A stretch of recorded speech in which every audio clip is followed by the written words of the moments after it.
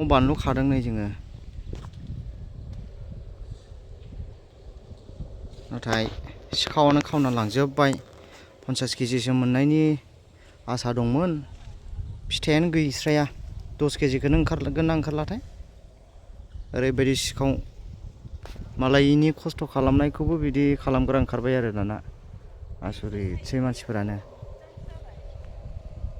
खादों बै नुहुरनायथिंहाय मैया मोनायावहाय फैदोंमोन, सिखावखौहाय मोनस्लाबासै। बै नेट खोंनायथिं। नै बेनो जाहैबाय जोंनि न'नि बानलु सिब्र बागान। एफा खस्थ' खालामनानै गायो, फिथाइयानो गैस्राया, खानोनो मोनासै।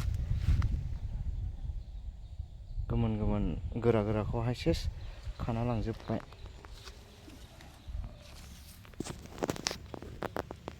गोरलै गोरलै गोजासै नै दा।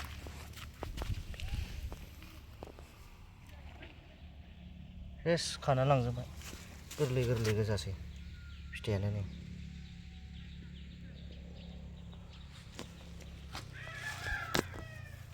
सेस गोरलै गोरलै गोजा। जि मोजां मोजां बुरजा दंसैमोन गोरा गोरानो फिथाइयानो, नै गोरलै।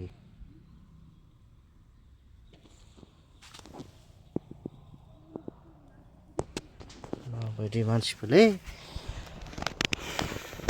मावनानै जानो हाया, गायनानै जानो हाया, मालायनिखौबो बिदि खावनानै जायोबालाय बोरै जानांगौ जाखो।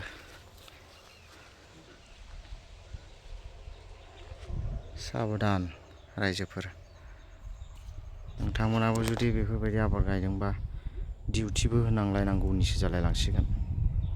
बे साननो गोनां ओंखायनो।